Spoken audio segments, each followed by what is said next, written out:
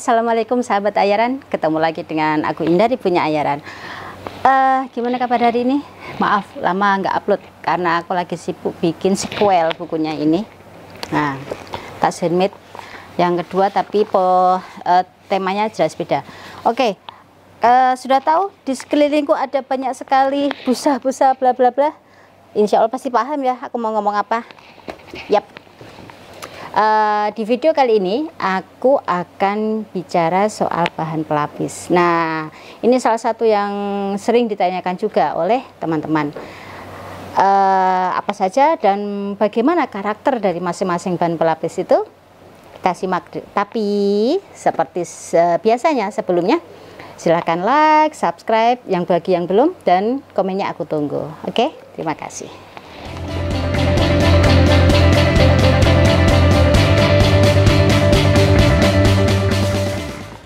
Oke, jadi ini materi aku ambil dari bukuku yang ini, ya, tas handmade dari A ke Z. Ini ada subbab khusus tentang bahan pelapis di halaman 43. Kenapa bahan pelapis ini penting? Misalkan kita mau tegak, kita harus menemukan bahan pelapis yang tepat agar bisa sesuai dengan mau kita. Atau kita mau dia cukup stabil tapi dia nggak ada kesan tebal dan menul-menul atau empuk kayak gitu. Nah, itu harus bahan pelapis apa yang harus kita pakai, itu tergantung ya. Tapi oke, kita mulai dulu staplek. Nah,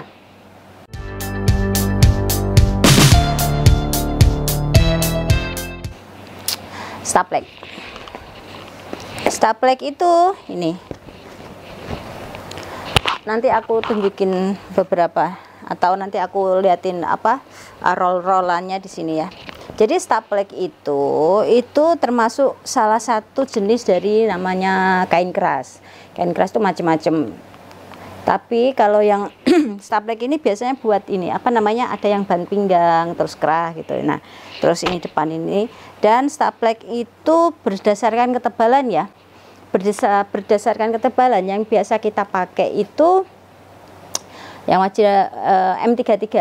Jadi dia ada kodenya M10, M33, M32, M70.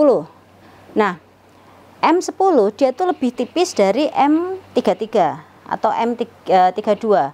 Begitu pula M33 atau M32 dia lebih bukan lebih tipis ya, sebenarnya lebih tepatnya lebih lemes ya, lebih lemes lah ya dari M70. Tapi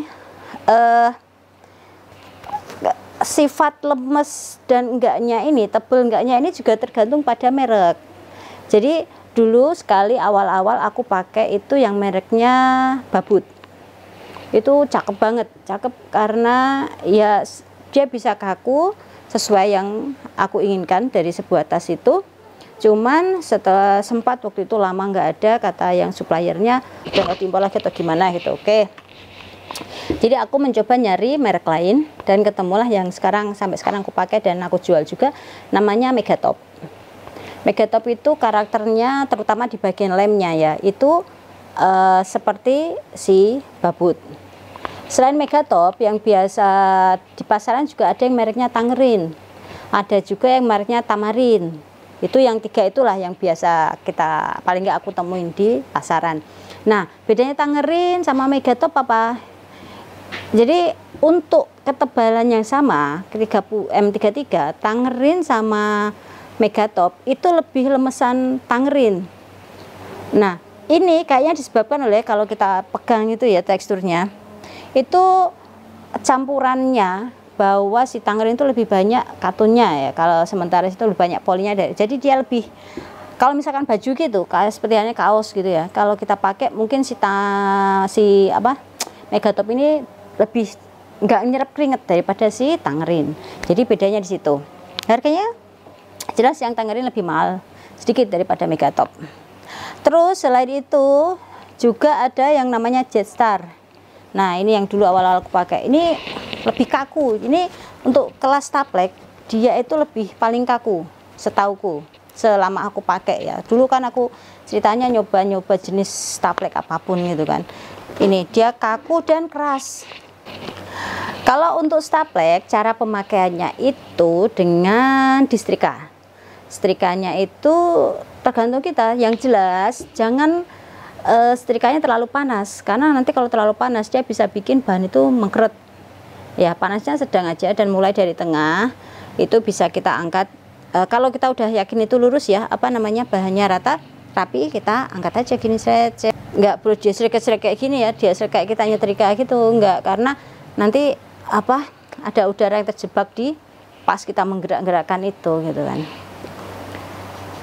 Dan kalau pakai staplek jelas dia termasuk kampuhnya dijahit sama itu. Oke. Yang kedua adalah T103. Nah, T103 itu ada dua ukuran, yang 06 dan 08. Lebarnya itu 1,4, terus warnanya raw white. Nah, yang uniknya ini adalah T103 ini aku pernah merendamnya dari jam 8 malam sampai jam 5 pagi itu, subuh itu dia aku rendam di air, udah itu aku sobek dia nggak bisa. Jadi susah banget karena dia liat gitu. Aku sendiri nggak paham kenapa muncul sejarahnya T103 itu kodenya, aku nggak tahu gitu loh. Yang jelas kalau aku nyari di supplier, mereka nyebutnya sebagai KS. Kain keras ini lebih banyak digunakan di industri sepatu. Itu sebelum kita yang Tassermit bikin ya. Cara pemakaian T103 itu kita langsung jahit di tepinya. Jadi pakai kampuhnya, karena dia pas dilipat untuk dijahit tindas gitu dia nggak terlalu tebel. Terus tapi dia juga bisa dilem. Aku beberapa tas aku pakai lem semprot itu cara pakainya. Terus sifat dia seperti apa, dia sebenarnya bisa membentuk,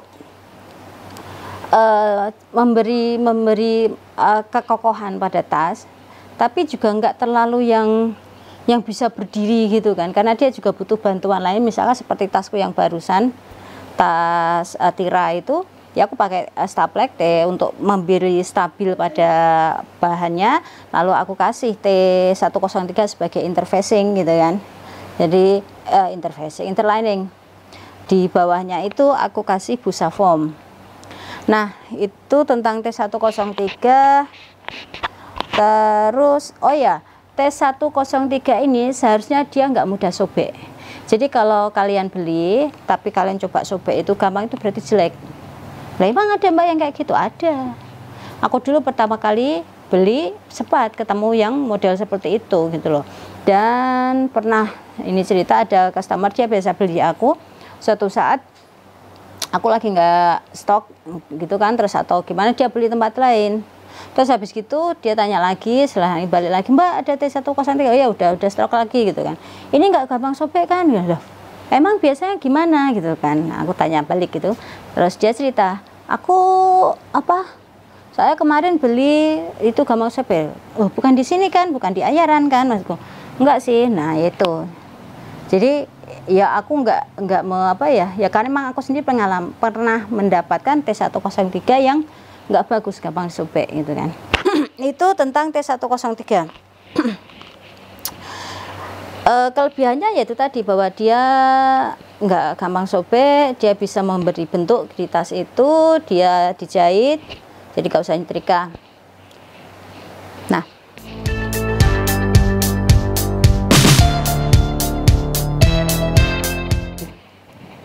jadi gini, dakron itu ada macam-macam.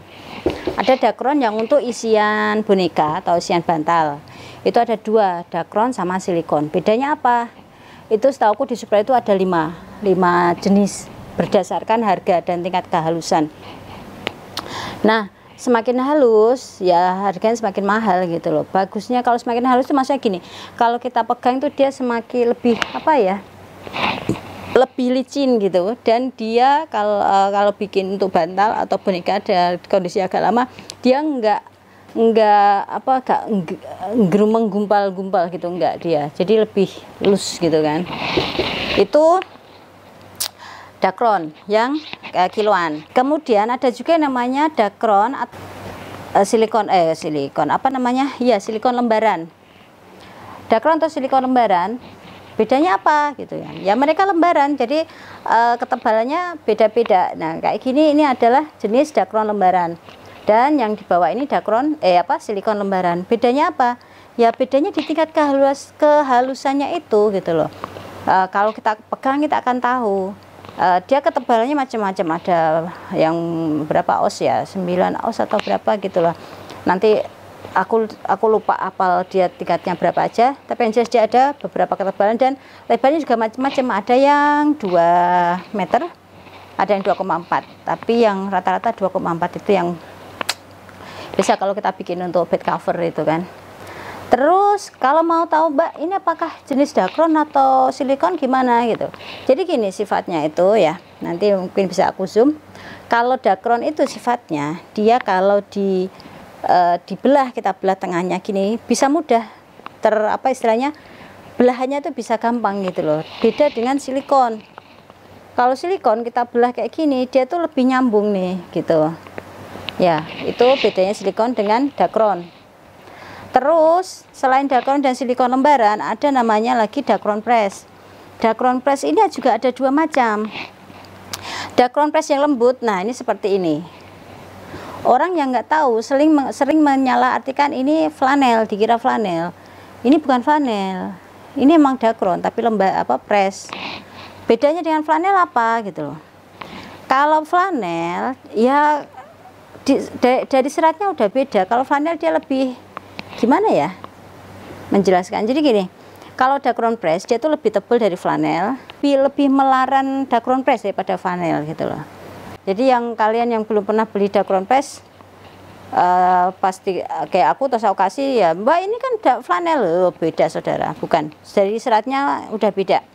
Terus karena flanel sendiri juga ada macam-macam saudara. Flanel ini juga bisa kita bikin untuk lapisan juga. Ini nanti aku zoom ya biar kelihatan serat bedanya. Ini sama-sama flanel. Terus nah selain dakron press yang lembut ini kayak hatiku ada juga dakron press yang ini kaku. Aduh sebentar, ini juga termasuk jenis dakron press, tapi dia lebih kayak apa ya, kayak T103 dia, cuman dia lebih tebel gitu. Terus terus cara pakainya gimana? Dakron press itu atau dakron lembaran itu cara pakainya cuma ada 1 cara, yaitu kita jahit tindas. Kenapa harus jahit tindas? Ya karena karakter dia yang menul-menul itu yang memberi efek tebal tapi lembut, jadi tidak bisa bikin tas kaku, ya memang harus dijahit tindas gitu loh. Karena nanti kalau nggak dijahit tindas, bayangin deh, ini bahan dia di sini dengan kelembutannya seperti itu tidak ada yang megang gitu loh. Dengan lebar sekian, jadi dia harus dipegang dengan jahitan-jahitan itu. Jadi makanya dia harus di-quilting. Ini biasanya di tas-tas di mana itu namanya, untuk patchwork quilting kalau yang model-model kayak gini. Tapi aku sendiri suka beberapa, terutama di untuk inner, untuk sekedar memberi istilahnya volume di tas itu, aku kasih dakron press. Dan aku senangnya itu karena aku kurang suka pada beberapa kasus ya, tergantung jenis tasnya juga. Jadi aku lebih suka menjahit tindas daripada menyetrika. Dakron press kalau mau nggak dijahit tindas juga nggak masalah, nggak apa-apa, pinggir aja gitu. Cuman dia kurang cakep aja kalau aku bilang gitu ya. Meskipun dia juga lebih mampat jelas dari dakron lembaran, tapi sebaiknya dijahit tindas. Selesai dengan perdakronan, dakronan. Kita sekarang ke pelon.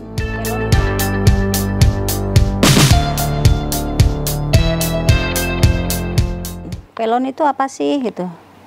Pelon itu, ini dia. Pelon itu dia dia salah satu nih sih ya, masuk ituan kain keras ya, cuman dia nggak terlalu keras. Ini kadang di toko orang jualnya kain gula atau kodokan gitu loh. Kenapa disebut gula atau kodokan ya, karena memang dia kayak ada semacam ituan gula kali deh. Ini cara pakainya gimana? Disetrika sama kayak staplek disetrika. Terus bedanya sama staplek apa bedanya? Ini lebih kayak ke ini deh, ke kertas. Jadi nggak kayak kain gitu dia. Tapi juga dia, nah dia kalau searah dengan apa itunya, dia lebih gampang disobek. Ya, karena dia lebih kertas. Jadi aku sarankan pakai ini kalau untuk buat kalau untuk baju aku kurang tahu dia dipakai di bagian mana. Mungkin untuk ini kali ya. Apa itu namanya? Bantu bordiran atau ya bordiran kali ya. Tapi kalau untuk tas aku biasa ini beberapa, kalau aku misalnya untuk apa itu namanya saku atau inner yang enggak terlalu, pokoknya yang dia hanya butuh sekedar stabil aja gitu. Misalkan itu katun yang agak tipis tapi aku minta biar enak dijahitnya, bisa pakai ini gitu. Itu pelon. Hampir sama dengan pelon itu adalah, oh ya pelon ini ada beberapa ketebalan juga ya. Jadi ketebalan itu didasarkan pada kodenya 70-75 kalau nggak salah, itu yang paling tebal. Temannya yang nyaris sama dengan pelon itu adalah Vislin.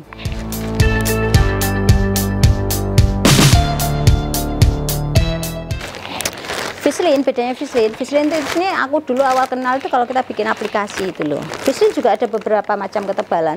Ini kebetulan aku punya yang agak tebal gitu. Yang tipis itu terlalu lebih fragile gitu ya. Jadi fragile itu apa ya? Lebih gampang sobek. Terus dia biasanya dipakai untuk aplikasi.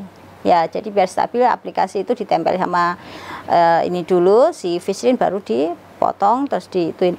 Cuman kalau untuk tas aku kurang merekomendasikan itu karena sifatnya yang lebih ya fragile itu. Jadi misalkan fragile kok kayak keramik ya. Delicate. Nah, cocoknya delicate bukan fragile ya. Jadi kalau dia misalkan untuk inner terus mau di apa namanya pakai teknik Bali, dia bisa gampang sobek gitu. Oh ya, untuk staplek, Vislin, pelon itu masing-masing dia pakai standar tinggi atau lebarnya itu 90 cm. Laken. Di sini ada laken, tapi aku alhamdulillah kok nggak nemu ya. Jadi laken itu gini. Laken itu hampir mirip juga dengan flanel, tapi dia lebih apa ya, lebih liat gitu loh. Dan dia biasanya itu dipakai, aku pernah tanya ke supplier waktu itu, udah agak lama juga sih, sekarang udah nggak ada lagi lakenku. Itu dia biasanya ini loh dipakai buat meja hakim atau apa itu yang hijau itu. Tapi laken juga ada yang jenisnya lebih lembut, itu buat daleman buat lapisan jaket. Nah, terus kapan kita pakai ini di tas, Mbak? Ya, jadi sifatnya silakan ini sama dengan Dacron press dan apa ini namanya flanel tadi, yaitu bahwa dia tidak bisa memberi tegak, dia hanya memberi volume. Jadi ada semacam ketebalan gitu doang ya untuk stabilizernya, tapi dia tidak bisa memberi tegak. Gini, semua bahan pelapis itu hanya alat bantu, bahan bantu gitu. Jadi belum tentu yang kita cocok dengan bahan pelapis yang A akan cocok juga buat orang lain. Jadi kembalikan ke masing-masing. Aku nyaman dengan pakai ini dan aku bisa mensiasatinya sehingga dia bisa tegak sesuai harapanku, atau dia memang lemprek sesuai karakter tasnya yang ingin aku keluarkan, ya sudah gitu loh ya.